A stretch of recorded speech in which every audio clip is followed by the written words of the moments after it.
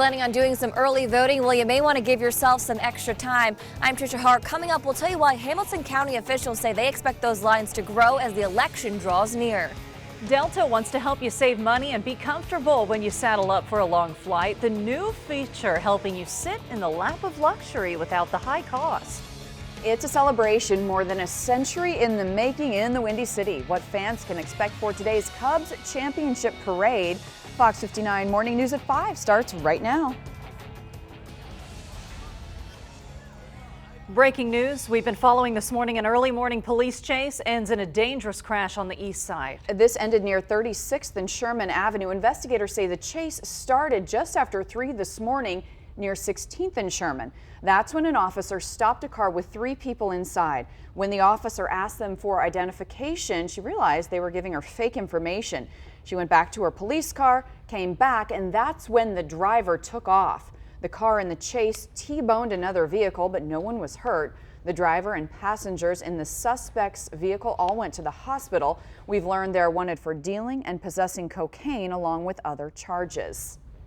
Well, traffic is flowing in that area now, and we do want to find out what else is happening on the roadways. So let's head over to Britt Baker. Good morning. Hey, good morning. Overall, we are in pretty good shape. We do have one earlier crash still being cleared, though. Someone actually hit a parked IMPD vehicle with no officer around. This is at Washington Street and Sherman Drive. So just expect to see a little bit of slowing around that incident. But looking at the bigger picture right now, all of our interstates are still moving just fine. We're not seeing any delays out there as traffic is still pretty light. We do have some lane closures, though, for overnight road work set to wrap up in a little less than an hour. I-69 here at 96th Street. You can see those cones up, but traffic still moving well through the Fishers area. 465 at Emerson Avenue, still moving smoothly. Jim? All right, thank you, Britt. We're at 5:01 and mostly clear skies starting to work back into the area.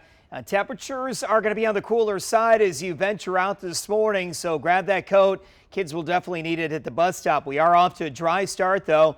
This is the latest from Noblesville. Nice shot there, and we're going to have bright sunshine this afternoon, along with that dry conditions, but definitely a cooler day shaping up. We're currently at 49 in Pendleton, 45 in Monticello, and it looks like 48 degrees in Greencastle, 52 the current temperature down in Columbus. So Live Guardian radar shows that it will be a dry start to the day. We'll enjoy some sunshine throughout the afternoon. Grab the sunglasses. You'll need them. We're getting back to where we really should be for this time of the year. Upper 50s and low 60s for a high today. But we will start to warm things right back up for the weekend. We'll have the details on your Saturday and Sunday in just a few minutes. Jess? All right, Jim, thank you so much. It's 5:02 now. Election Day is just a few days away. And if you plan on early voting, don't expect those lines to thin out in all areas. In Hamilton County, the shortest wait to cast a ballot is 2 hours. Fox 59's Trisha Hart is there at the Fishers City Hall. She's got more on what election officials say is to blame. Trisha, good morning. Good morning. They're calling for record voter turnout in this election. Already here in Hamilton County, 15% of registered voters voted early. They expect the total number to top off somewhere between 65 and 70% on Election Day, which means if you do want to come out and vote, you should give yourself extra time because they do not expect these lines to thin out. Now, this is what it was looking like earlier. Long lines, people waiting more than 2 hours to go through the voting process. Some tell Fox 59 they're willing to wait because they're committed to their candidate. Hamilton County officials say once a voting machine is used for early voting, it can not be used come Election Day. And when it comes to renting more machines, they say they have to keep their budget in mind. We leased 40 additional machines to cover some of our large precincts on Election Day and our satellites. We have to be very careful. We have just a few machines left for Election Day in case we have an issue with the voting machine going down or whatever. Now you can vote early today, tomorrow, and Monday. Today's hours here at Fishers City Hall and the Carmel Public Library are from 10 to 3. You can also vote in Noblesville at the Judicial Center from 8 a.m. until 4:30 p.m.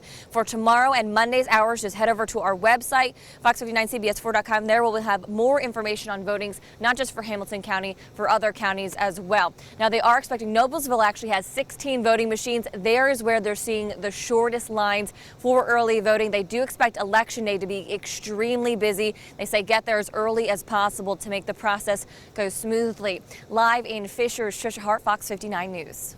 Thank you so much, Tricia. And time is ticking down until Election Day, and the presidential candidates aren't holding anything back. There's big money, there's big names out on the campaign trail. National polls show this race could come down to the wire. The CNN poll-off poll shows Clinton holding a 4-point lead over Trump, poll of polls, that is. Clinton's camp is spending roughly $32 million in the final week alone. Trump is spending too, dropping around $20 million on TV and radio ads this week. Donald Trump's wife is now back on the campaign trail. Melania Trump gave her first solo speech since the Republican National Convention in Pennsylvania. That was yesterday. She discussed her vision for her role in the White House, saying as First Lady, she will focus on cyberbullying. It is never okay when a 12-year-old girl or boy is mocked, bullied, or attacked. It is terrible when that happens on the playground, and it is absolutely unacceptable when it's done by someone with no name hiding on the internet. Meanwhile, Trump spoke about his military vision last night in North Carolina. The GOP presidential nominee told supporters in Selma he wants to see a stronger, growing U.S. military. A man charged in a deadly street racing crash faces sentencing today. Connor Tomlinson agreed to a plea deal last month. He's charged with 3 counts of reckless homicide. If the court accepts the agreement, Tomlinson will spend 5 years in prison, 3 years on home detention, and another 6 years on probation. Police say he was racing on Southeast Street last December when the crash happened, killing a mother, her 12-year-old daughter, and a friend. Tomlinson's sentencing is set for 9 a.m. A pit bull attacks a senior citizen while she's out just trying to grab her mail. The 76-year-old now has broken bones, bruises. She has bite marks on her thigh from the attack.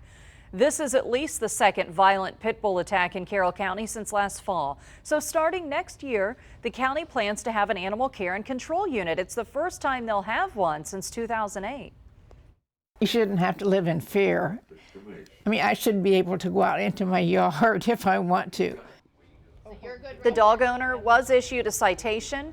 A report has been filed with the prosecutor's office for further review and any additional charges. They've always flown it so many years before. This is just the greatest feeling in the world.